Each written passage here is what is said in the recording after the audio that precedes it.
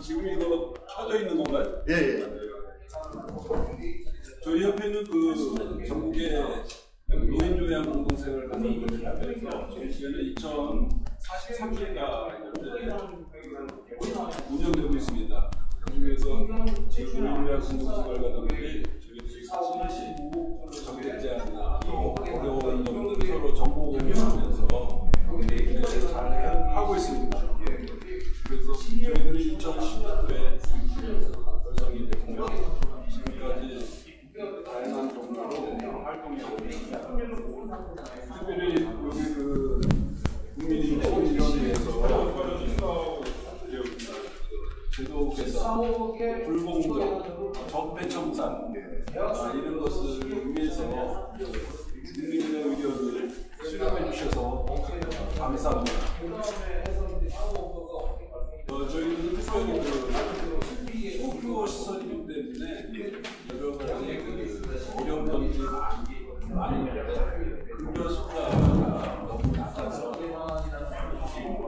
유명에 나갈 수 없는 그런 지경에 이르렀습니다. 결국은 의무가 있는 곳이 뭔가가 더 저렴하여서 경쟁력이 있는데 소규모이기 때문에 경쟁력이 없고 그런 부분에 있어서 급여 수가가 대규모의 그런 시설들보다 더 높아야 됨에도 불구하고 한 12% 정도가 낮게 책정되어 있어요. 그래서 그런 부분에 그리고 뿐만 아니라 급여 수가에 있지만 시경구청에 공과 계산서가 들어왔으면 당연히 해가지고 조정을 해서 딱 공공 위주의 정책 속에서 질이 나쁘다. 계약 금액 자체 모르는 식으로 뭐라고 볼 수 있어요. 그것들은 우리가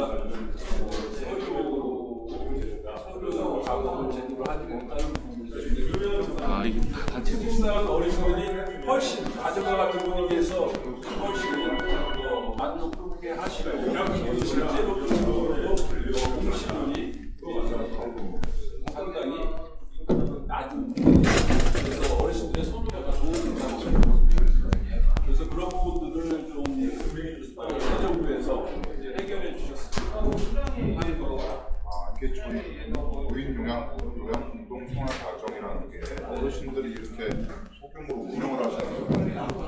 아니 집에서 하는 요양시설이라고 생각하면 됩니다. 아홉 가정에서 이제 직접 운영을 하시면서 이제 어르신들을 보고 그런 거죠.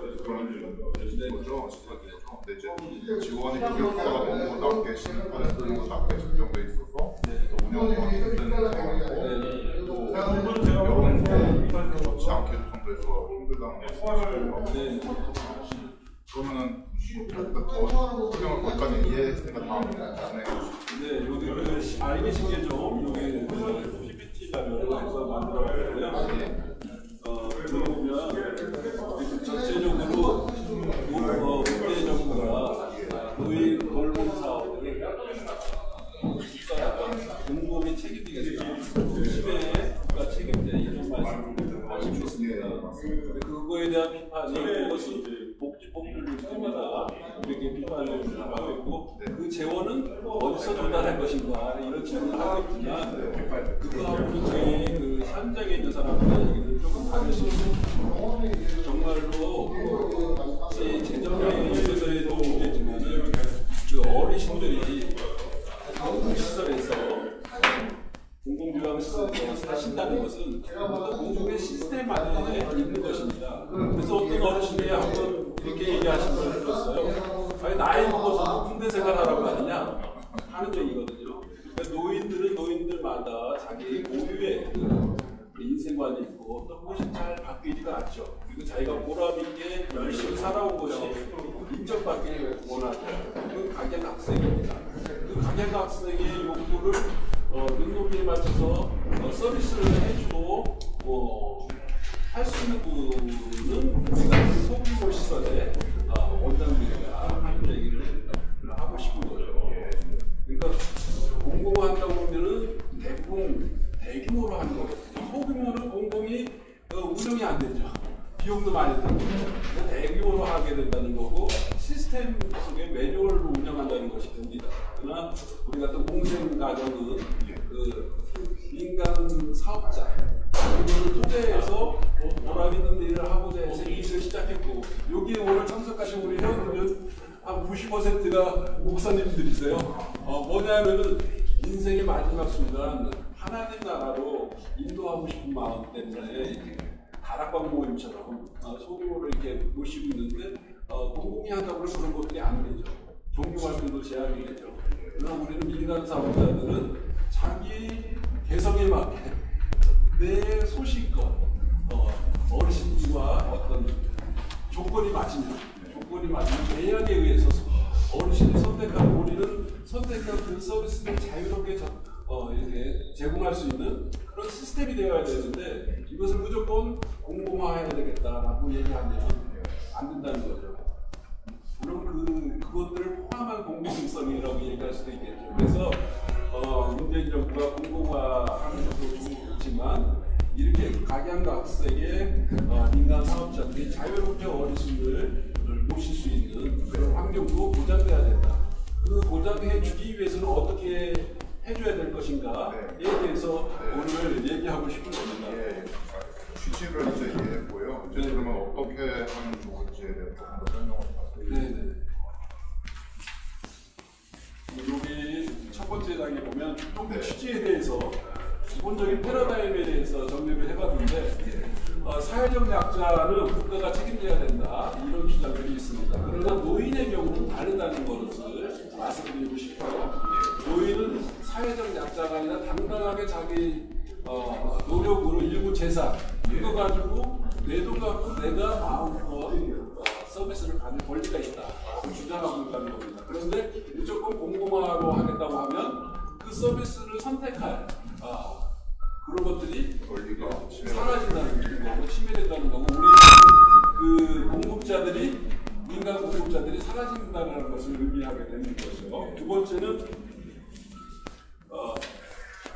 그렇게 공공화하고자 하는 이유가 보면은 민간 시설들이 과도한 수익 추구에만 몰두하고 서비스질은 나쁘다. 그렇기 때문에 공공화해야 된다. 그러니까 우리가 이익을 추구하는 것은 무조건 사회 악으로 보는 태도죠.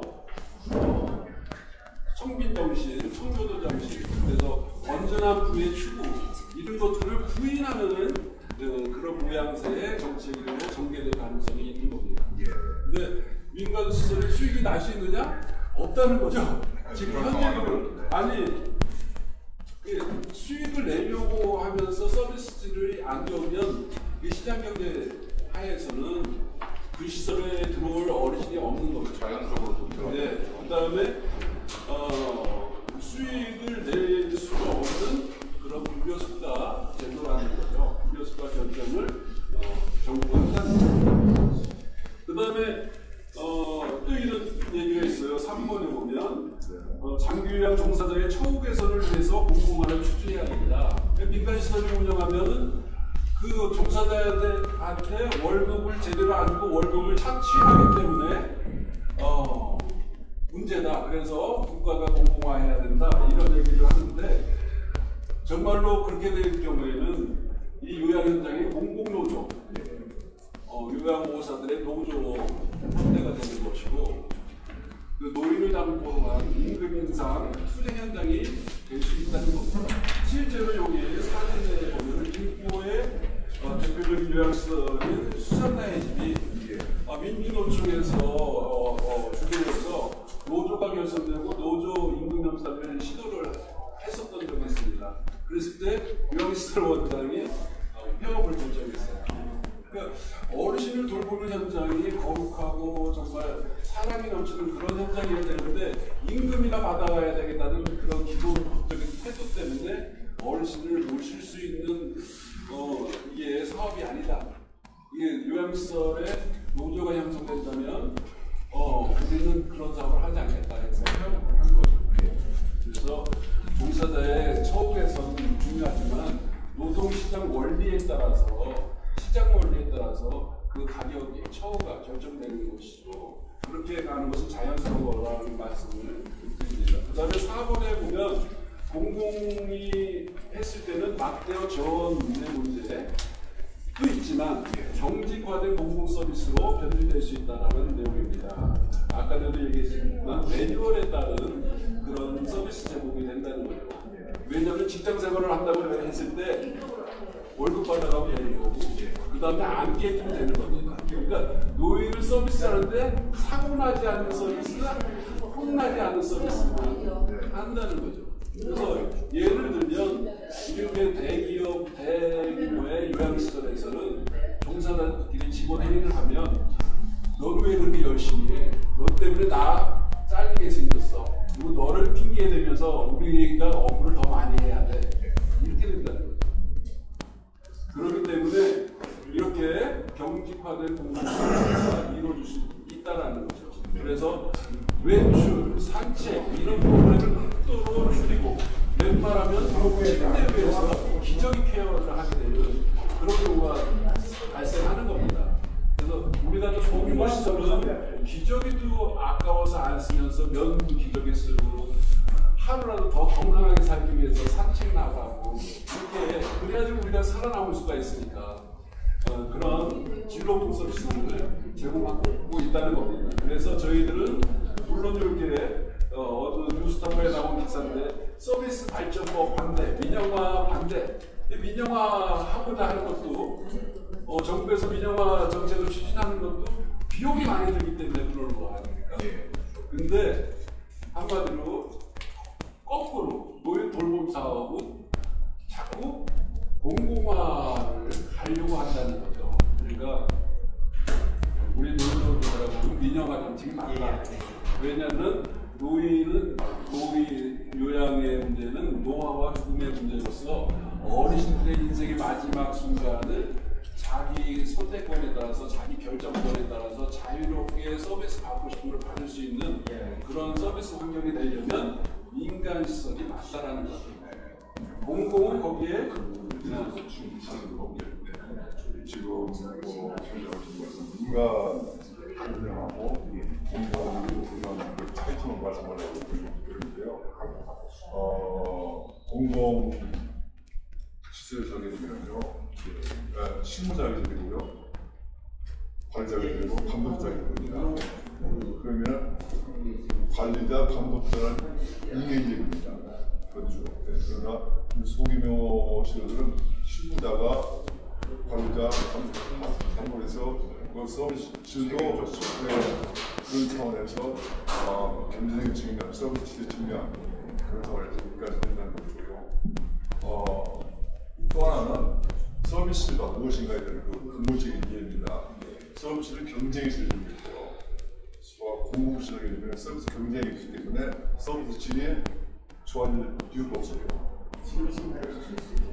제도관에서 프로그램 시스템을 움직이기 때문에 서비스를 받는 할머니들, 할아버지의 중심이 아니라 서비스를 제공하는 중심으로 이유가 좋죠. 그러니까 민간에서 서비스들이 가면 갈수록 무시해지고 저희들은 그런 차원에서 민간시설과 사회를 해야 되는데 우리가 좋아하는 민간시설인데 하게 된다.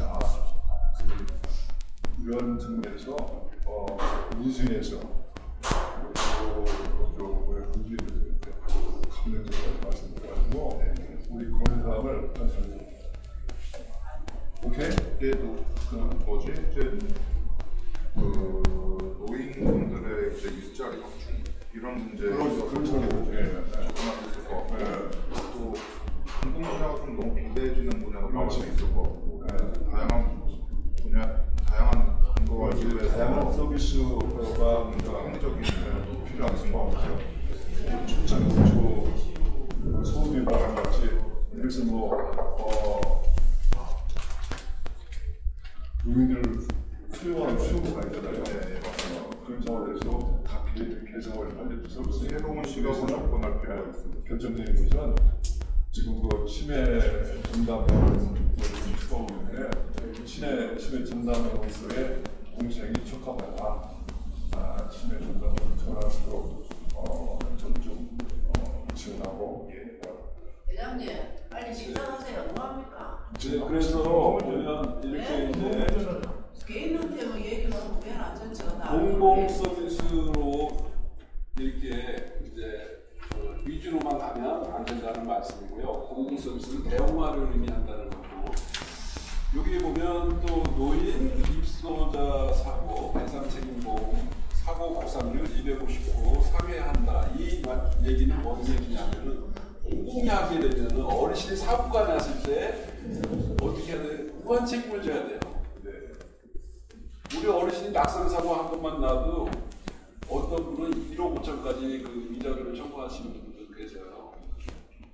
그런데 공공이 하게 되면 그걸 다 해줘야 된다는 쪽으로 흘러갑니다. 그리고 시설들을 한 번 사고가 나면 그 이미지 때문에 그 경영에 막대한 타격을 입기 때문에 이만큼을 한